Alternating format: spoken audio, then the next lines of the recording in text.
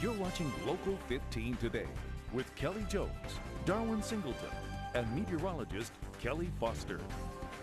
Welcome back. This dramatic video left us stunned in our newsroom after a bus filled with small children crashed into a pond. New this morning, that bus driver right there is off the job and now facing charges this morning. Surveillance video shows the frantic moments right after the bus in Florida veered off the road and landed in that pond near a residential community.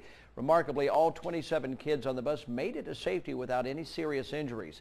Hillsborough County Police said they believe the largest contributing factor in the crash was speed. Authorities say the driver was traveling 48 miles an hour in a 35-mile-per-hour zone and was likely, get this, trying to press the brake while also hitting the gas.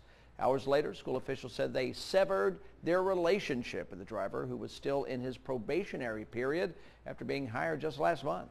What we suspect occurred is, yes, he was pressing the brake as hard as he could, but what we were able to replicate that next day is you could angle your foot as hard as you were pressing the brake, hit the accelerator at the same time. No explanation as to why the driver faces a charge of careless driving. Seeing that bus in that pond, it just gives me the chills every time we see that. No, you're right. Okay, authorities have not determined if an elderly woman will be charged after police say her car slammed into a California gym. Police say that the vehicle crashed into the building as people were exercising. A 49-year-old woman was killed, 6 others injured. Investigators say the 80-year-old driver confused the gas pedal with the brake when her car just burst through the entrance. Drove right through the support, or in between the support beams, through a glass window or door, a big glass door, where the people were in the classroom. 80-year-old driver was not injured. Her name has not yet been released. As for the prosecutor's office, they say they will determine if any charges will be filed. Got a little bit of nutty and violent at a Costco in California, all over Nutella samples. An elderly man wound up in the hospital. The victim was hit after he protested about how many samples the 24-year-old suspect had taken at a Nutella waffle tasting station. According to the 78-year-old man, the suspect took all of the samples off the store's table. The suspect allegedly responded to the man's complaints by striking him, causing him to suffer a laceration above his left eye and swelling around his face. It's a tragic situation where someone, in their 70s, almost 80 years old, faces something like this. The suspect was arrested and is being held under a $50,000 bond. If convicted, he could face up to 11 years in prison. A child has been placed in the custody of her grandparents after police say her parents abandoned the toddler to go jogging on the beach naked. Yeah, police say Cody and Monique Borges were under the influence of drugs. There are their mugshots when they were found running on the beach. The toddler was sunburned. The baby was covered in mosquito bites when a Good Samaritan found her. Not only did they abandon the child, we never got the first call from them about them missing their child. And that had been at least a 2-hour period. We don't know how long the child was alone yet. The couple, they face misdemeanor charges of child abandonment and a maximum fine of $500 or 6 months in jail. I'm going to check on that number, make sure that's right. Local 15 weather with meteorologist Kelly Foster. Welcome to fall, everybody. Take a look at the live pinpoint Doppler, and we are seeing a few showers sitting offshore this morning. As you can see, the wet weather is just south of Gulf Shores, and this is going to continue to push towards the west. It's not moving on shore this morning, so that's good news.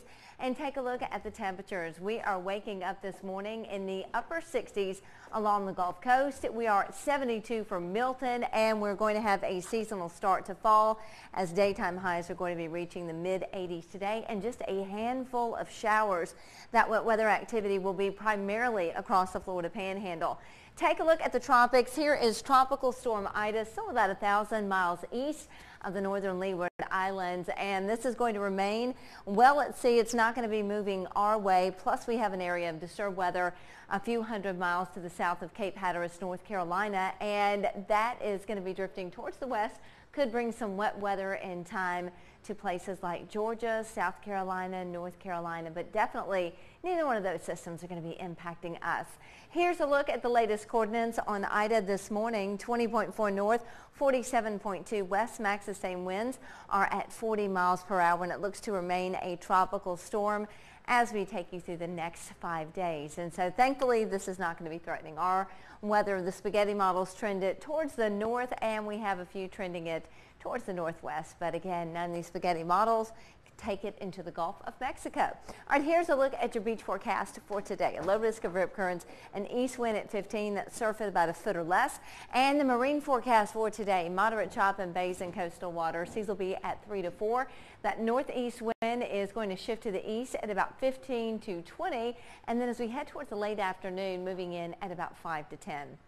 All right, your pinpoint forecast for this first day of fall. 86 will be the high for Mobile. We'll see some mid 80s along the eastern shore, low 80s for Gulf shores, and then as we head across the Florida Panhandle, 86 Pensacola, 87 for Crestview. When we track inland, 20% chance of wet weather, 87 for Coffeyville, 86 for Chatham, and then as we head west of town into southeast Mississippi, we'll see some mid 80s for Hurley and the same for Leakesville. All right, here's a look at the 7-day forecast, and for this first day of fall, we will have a refreshing feel, a seasonal start. Temps are going to be averaging in the mid 80s today, so very pleasant. And then as we continue in between Thursday and Saturday, we'll have on average just a slight chance of showers. Temperatures dip into the low 80s this weekend. So fall is going to be in the air. We are going to have wake-up numbers in the 60s through Friday, and then we're moving back into the 70s as we head on into the weekend. Better chance of rain as we head on into Monday and Tuesday of next week. All right, let's go ahead and show you a live look at traffic as we take it to the streets. I-10 at Texas, not showing any slowdowns here. You can see east and west. Traffic looking great this morning.